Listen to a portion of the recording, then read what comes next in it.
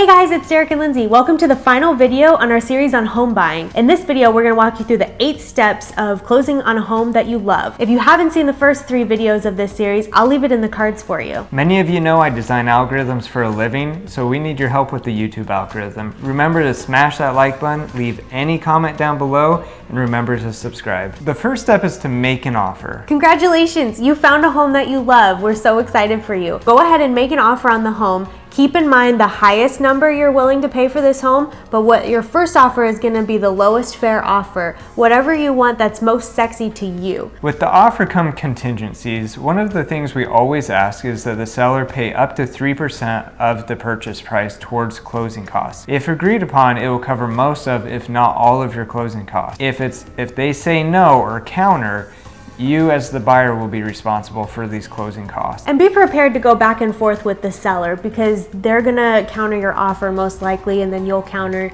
Prepare to go back and forth a few times. Another contingency we like to add is that you can lock in at a certain interest rate. So you'll be working with a lender to get pre-approved.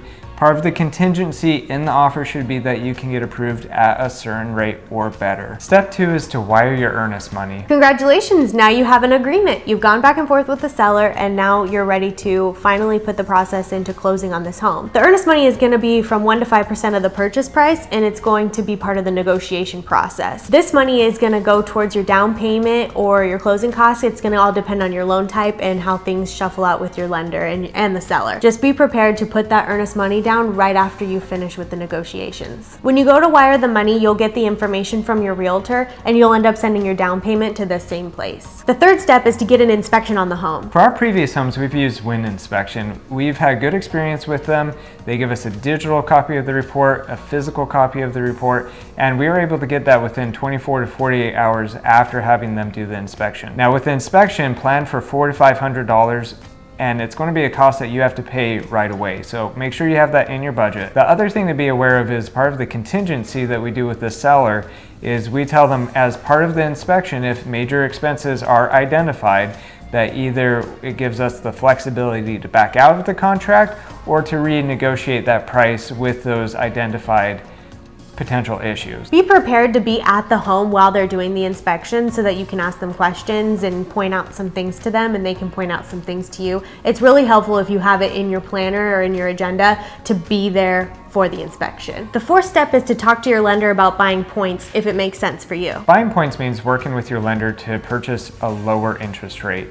Now, the key here is if it makes sense. So with us, what we like to do is not leave any money on the table. Like we mentioned earlier, we try to have the seller cover 3% of the purchase price towards closing costs. Now, if there's any money left over after all the additional fees, we try to roll the additional money into purchasing a point reduction for our mortgage. That way the rate will go down, meaning our monthly payments will go down, and the value of the entire cost of the mortgage over the life will go down as well. But again, it needs to be if it makes sense for you.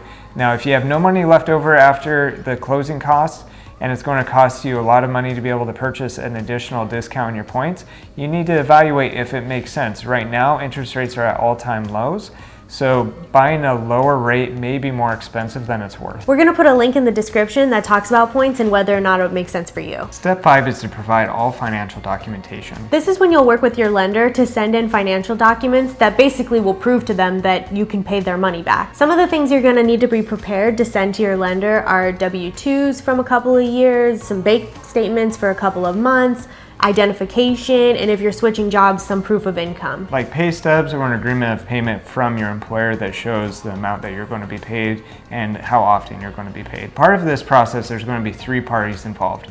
You, the lender, the underwriter. And in the order that they go, you will send your paperwork to the lender, who will then send it to the underwriter.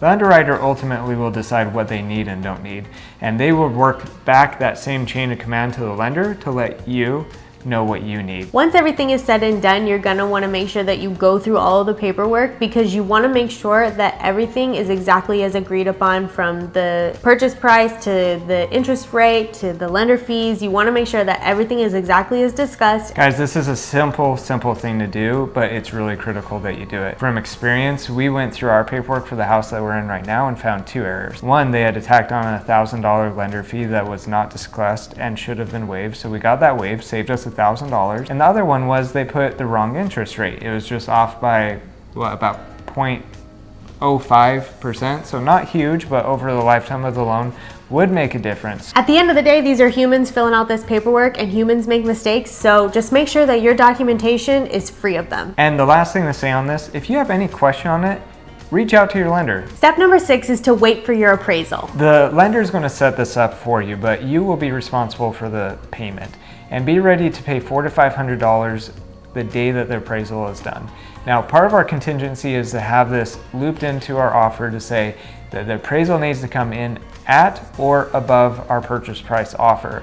That way, if it comes below, it gives you the flexibility to either renegotiate or back out of the offer. That leads us into step number 7, send in the rest of your down payment. Before your closing date, you'll send in the rest of your down payment, and your realtor will let you know when to do this. Before the day that this is due, reach out to your bank, because you want to make sure that there's going to be no issues when you go to wire this money. We luckily reached out a couple weeks before we had to send in our down payment, because we had a bank that needed us to physically be there. Long story short, it wasn't going to work out for us, so it gave us time to move our money to another bank that allowed us to do an easy wire. The last step, step number 8, is just to sign the paperwork. It's almost time to celebrate. So this is going to happen at the title company, and we highly recommend taking the whole day off if you're going to be working. If you can't take the whole day off, at least plan for half the day, because this usually can take 2 to 3 hours. And sometimes a lender can hold this up, because the title company is not going to let you walk out with the keys to the house until the lender has sent them all of the money. After all the paperwork is signed, the title company will give you a copy of everything, and you'll be able to celebrate with your realtor. If you got a great realtor, they'll hopefully give you a nice little gift to celebrate your wonderful purchase, and you and your family or whoever's going to be there with you can celebrate and enjoy your new home. Congratulations on your new home. You were rambling before. Right. Well, let me be concise on this then. No, I don't want to be concise on it first, and then you can ramble. I don't want to ramble.